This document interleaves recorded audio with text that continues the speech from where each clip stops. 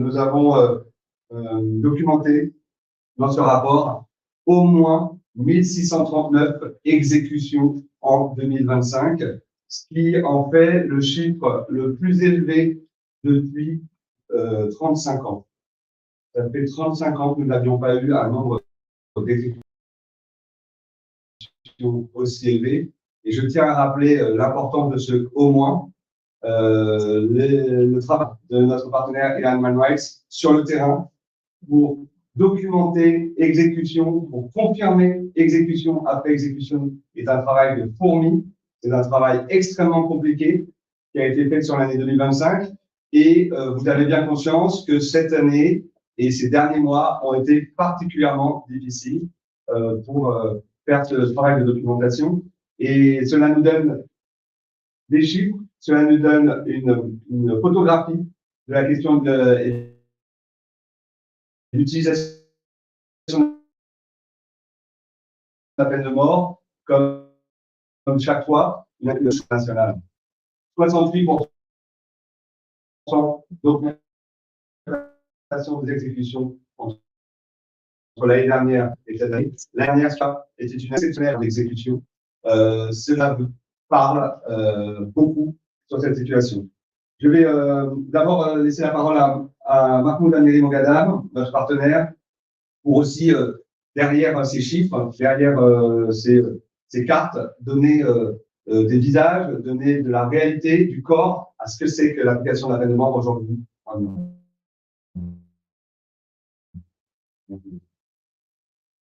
Thank you so much. Good morning, everyone. Thanks to ECPM organizing this. We have been here so many years, and unfortunately, what we see is that the situation of the death penalty in Iran is getting worse and worse year after year.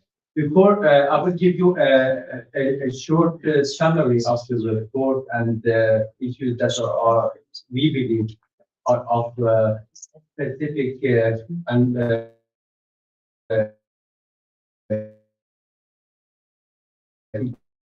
importance. But before that, I will give you the questions to today. The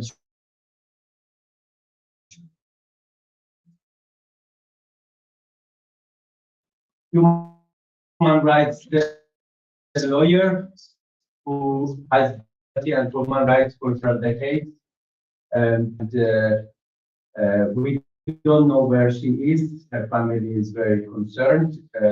During these 12 days, she had one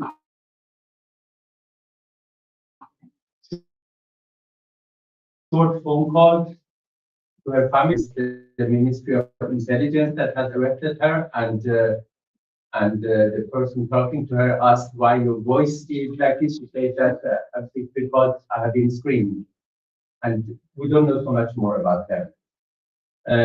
But read her words. What she said is that, of course, in addition to the importance of the struggle against the death penalty and the current circumstances, we don't know how long the Islamic Republic will last, whether it will last. But regardless, what she says is that any group, opposition group, who thinks they will have a role in Iran's future, they must declare where they stand when it comes to the death penalty. Because death penalty is the main instrument of creating fear, and if we don't want to repeat the tragedy of 1979, we need to agree on abolition the death penalty already now, before the change.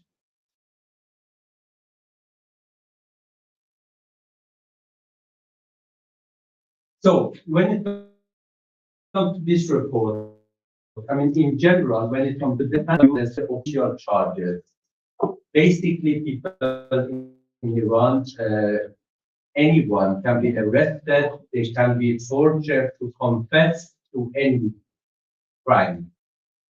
So it's important to keep in mind. And the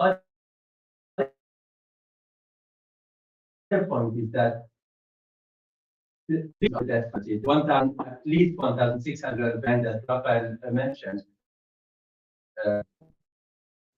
Most marginalized, weakest in the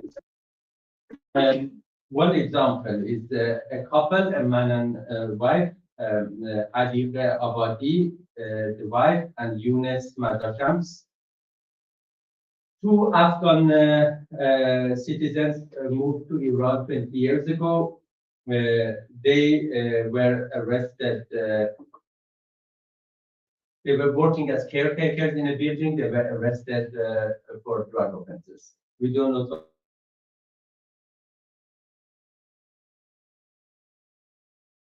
so much about the case. In September, 3 of their children, they were deported to Afghanistan after their parents were executed. Or Morteza Kazemzadeh, a 30-year-old man who was arrested the first time he was involved in selling drugs. And I did this because I wanted to buy a bicycle for my son. And he was executed in March, 13th of March. And, you know, so these 1,639 are all things, and I would say all are victims of an unjust society and a regime that uses that penalty to create fear among people. Because this is a regime that is incompetent to solve people's daily problems. They have nothing to offer. They don't have any legitimacy among people. And the only way to hold on to power is to create fear, to make people feel powerless. And last year they were expecting protests because the life situation of people were getting worse and worse. And we think that that's why these numbers are so high. Every day, on average, 4 to 5 people were executed, but they did not manage to control the people. At the end of the year, people went on the streets and demanded fundamental change. And they showed that the policy of gallows is failed. This is a very important signal to the Islamic Republic and to anyone who wants to take over in the future. If it's okay, I can just give some technical notes. You know that Iranian authorities, they don't announce all the executions. So of the executions that we have through,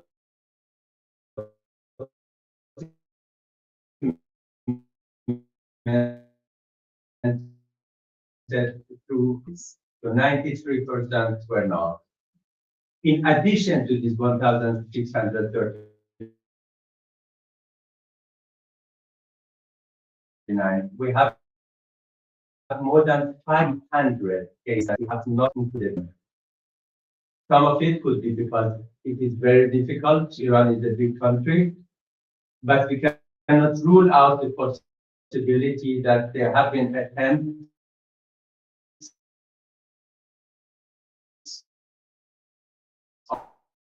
of the have been in the past few months. And this is the reason why Iranian authorities shut down the internet, because they don't want to go to human rights organizations that are sources inside the country. So by discrediting them, they want to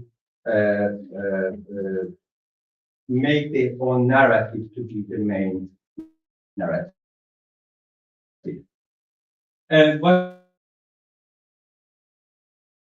we have also seen the last year, we had a high number of executed, at least as long as we have been recording the last years. Very high number of 64 Afghans, 48 women who were executed. And we also saw a surge in executions for espionage charges. in particular after the 6 Days War last summer, espionage for Israel. Espionage happened after the war. Arrested for absolute under torture.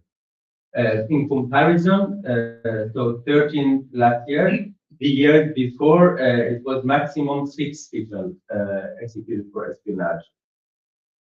And then we have had the, the minorities, in particular when it comes to executions for political charges, meaning those who are sentenced to death for affiliation and opposition groups or groups fighting against the authorities.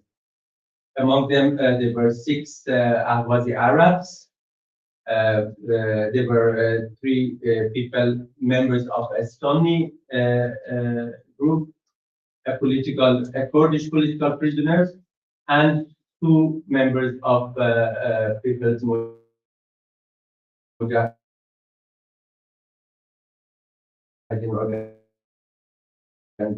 NUJ. So, besides tomorrow is Tuesday.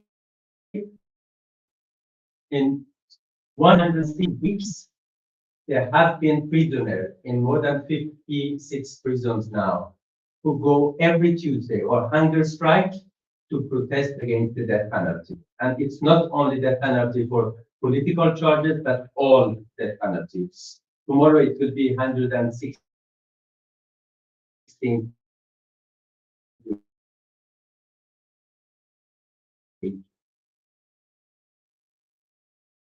Several members of these people. They were also members of MEK, People's Mujahideen, but they were also of this campaign. In addition, in October, 1,500 prisoners who were sentenced to death for drug offenses, they went on a hunger strike. It's largest hunger in history. So, and the authorities, they use the death penalty in order to survive. I mentioned that the death penalty, unfortunately, has been overshadowed in the international politics today. Merci. Merci, Mahmoud. Je tiens aussi à préciser que depuis le mois de janvier, les événements depuis le cessez-le-feu ces derniers jours, la question de la peine de mort a toujours été au cœur de l'actualité. Donc tous ces événements, pendant les exécutions de janvier, pendant le conflit, l'exécution n'ont pas cessé.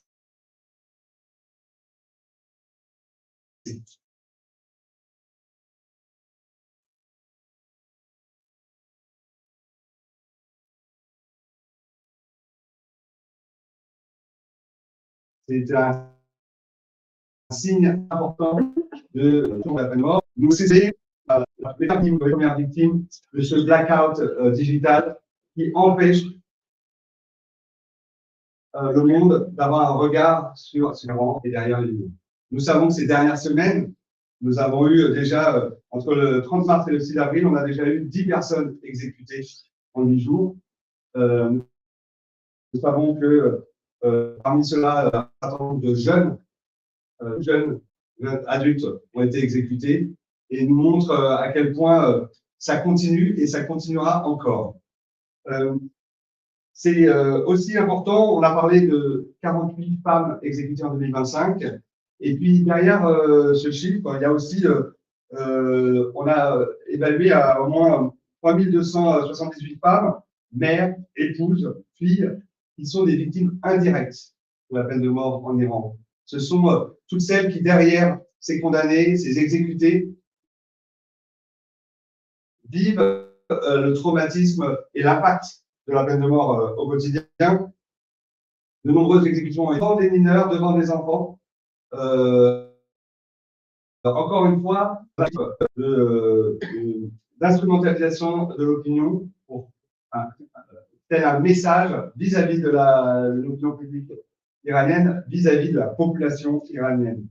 C'est important de rappeler que les victimes de la peine de mort ne sont pas seulement les manifestants, ne sont pas seulement les prisonniers politiques, c'est l'ensemble de la population iranienne, l'ensemble du peuple iranien. Il ne faut pas trier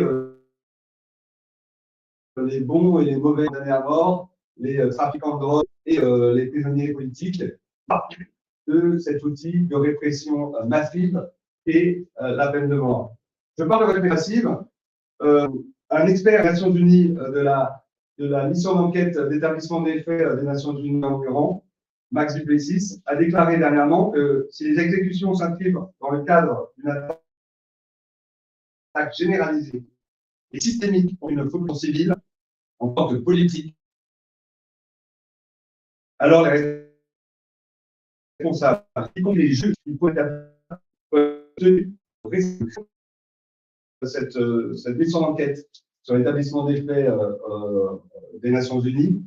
Cette demande fait suite à la soumission d'un rapport que ECPM et notre partenaire Impact Iran, auquel Iran Human Rights a été associé, a été publié et a été fait auprès des Nations Unies. Et nous allons publier ce rapport très bientôt, notamment à l'occasion du prochain congrès mondial de rapport qui aura lieu ici du 30 juin au 2 juillet. La question de la peine de mort comme crime contre l'humanité a été posée par cet expert des Nations Unies et nous souhaitons poursuivre cette réflexion dans les prochaines semaines. Pour terminer, on est à un moment un peu décisif. On voudrait rappeler, on l'a montré, la peine de mort est un outil et peut-être l'outil ultime de la répression, du message que fait passer le peuple iranien au nouveau pouvoir. Il y a eu un changement de pouvoir, il y a eu des nouvelles personnes, mais la réalité reste la même. On avait écrit une tribune il y a 10 ans, j'ai retrouvé cette tribune, dans laquelle on dit ne saluons pas l'homme pour des Airbus, à l'époque où il y avait le deal sur le nucléaire qui avait été mis sur la table et où de nombreuses diplomaties, notamment européennes, ont envoyé l'ouverture du marché économique iranien. Aujourd'hui, j'aurais tendance à dire, ne sacrifions pas les droits de l'homme pour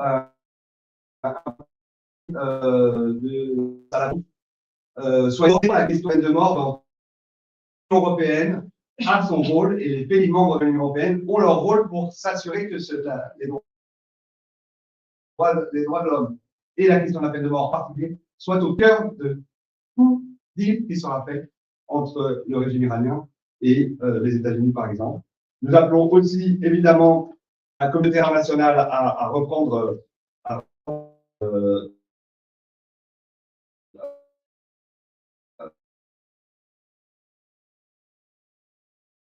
sa place de multilatéralisme, les relations en Iran, la mise d'expertise des experts importante, pourquoi cette importance de mettre la question, parce que c'est le seul outil pour mettre la question des droits de l'homme dans les relations internationales, qui trop souvent ne fait pas partie de quelque deal que ce soit. Pour terminer, on a parlé effectivement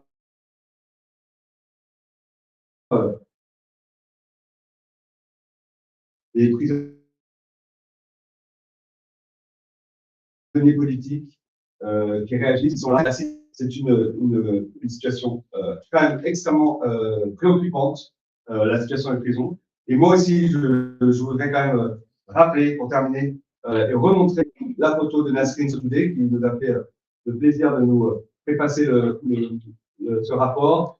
Elle a été arrêtée quelques jours après qu'elle a rédigé ce rapport. Et ses derniers mots dans sa préface, ces derniers mots,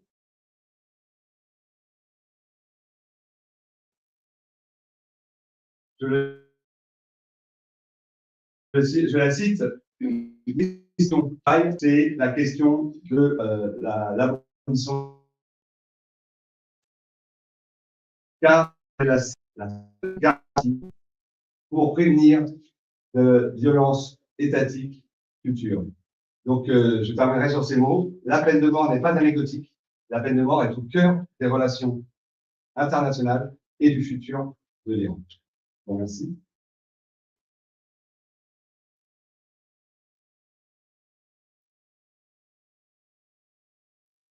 Et je vais peut-être ouvrir les questions. Oui, Raphael, Mahmoud, your report, Stuart Williams from AFP. You talked a bit, Raphael, also a question for both of you. What is the sign, you touched on this already, the sign being shown by the Islamic executions, even in wartime? What kind of message are they trying to send to society as a whole? That's a question for both of you. And Mahmoud, a more specific question, from what you know, today, how many people are at risk, imminent risk of death penalty to the protest in January in terms of having a death penalty sentence or being charged for bargaining? I will answer in English very rapidly to your first question and let it go to Mahmoud. Why is it continue to execute? Why this obsession continues the executions during wartime when we have so many challenges to face? The first challenge is to live for the regime, to continue to maintain the regime, because the only way to maintain the regime, you have to fight against external actors like the US or Israel, but you have first to fight against your own. The first challenge for the regime is to their own people. So that's why they continue, even during war times, even at the worst day of the bombing, to execute people if they need it to maintain fear and terror among their own people. Otherwise, it is a the existential threat to the Iranian regime comes from Iranian people. It's not Israeli or American bombs. And this is I think we have seen it in the protests in January. And this is the reason why, while the regime is under bombing, it still reaches to ordinary people, activists, human rights defenders, and execution of political prisoners.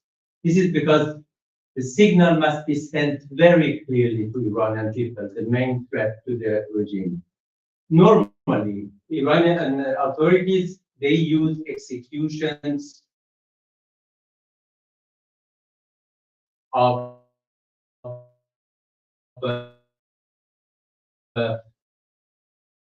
people who are drugs or other Last year, they executed about 800 people for drug offenses. How many times did you see a European country or international community to go out and protest against these executions? None of their names are published anywhere else except in our reports. But the message they send by executing people every day is that we have the power clear. That's why they take 7 of the protesters who were arrested just in January and hang them just to send this message. so that there is no doubt. And they execute 6 members of the opposition group, and because while there is a war going on, the political cost of this execution is much lower. So it's much more efficient and with the low political cost. Still, about 26 protesters have had their death sentences issued, but we know that there are several hundred facing death penalty charges. That is, they can be sentenced to death. But because of the communication challenges, we haven't had we don't get to add, at the last part of what Rafael said about the current situation. We have had a war going on, and I think Iranian people who were calling for international intervention, they have seen now that this war was not about them and about their rights.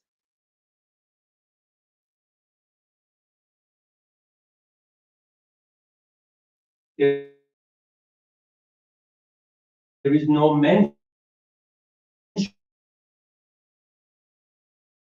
of Iranian solution as long as Iranian people's human rights are not guaranteed. And we are talking about human rights of all people living in Iran, regardless of ethnic affiliation, religion, political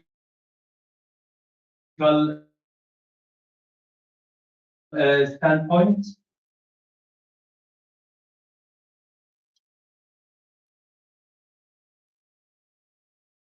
And the penalty, as I said, must be in the center. Penalty and release of all political prisoners must be demand number 1 in any negotiation with the Islamic Republic. Otherwise, any deal with the Islamic Republic will be a temporary deal, because a regime that does not feel safe from inside, that considers its own people as the main threat, will sooner or later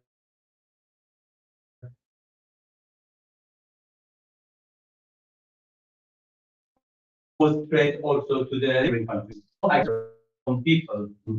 They start with their own people and they export their repression outside.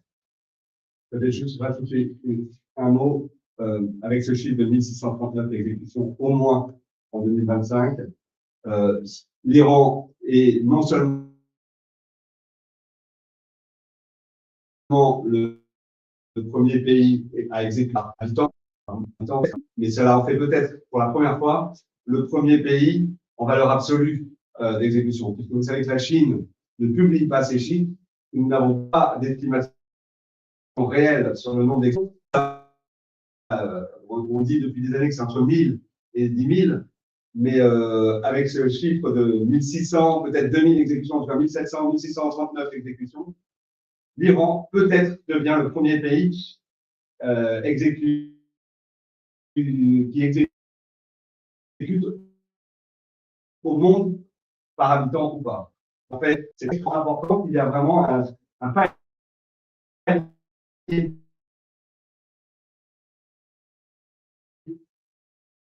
qui a été passé et comme nous, on a dit, on est à continuer. You told that more than 500 are not included in 1,639 executions in 2025. Which are the difficulties to confirm these executions? Yes. We see the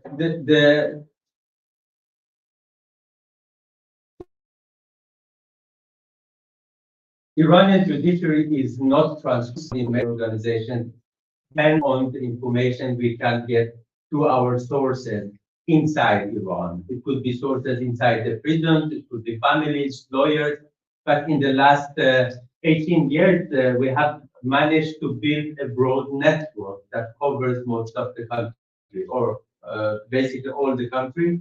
We also cooperate with other human rights groups, and we find it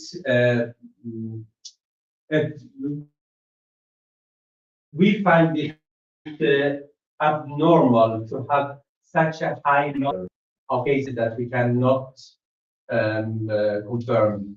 And this is, before they shut down the internet, so we had all the opportunities.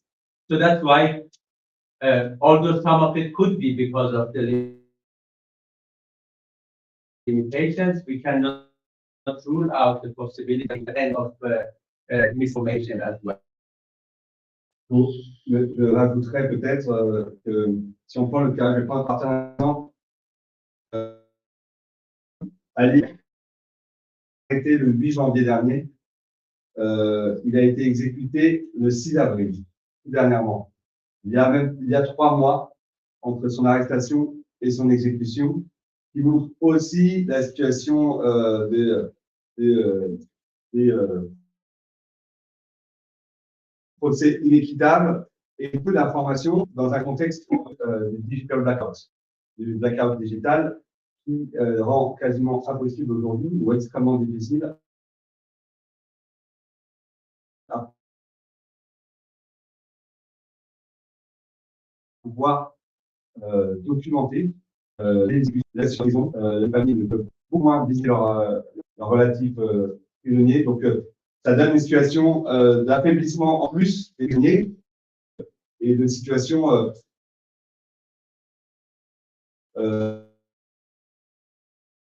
de vulnérabilité dans les prisons. S'il n'y a pas d'autres questions, on va pouvoir cette conférence de presse, mais par contre, aussi bien Mahmoud que moi-même sommes à votre disposition si vous souhaitez des interviews individuelles pour des précisions et des postes de parole. Je vous remercie beaucoup et nous comptons sur vous pour mobiliser à travers vos médias les pouvoirs publics en France, au niveau européen et au niveau international. Merci bien. Thank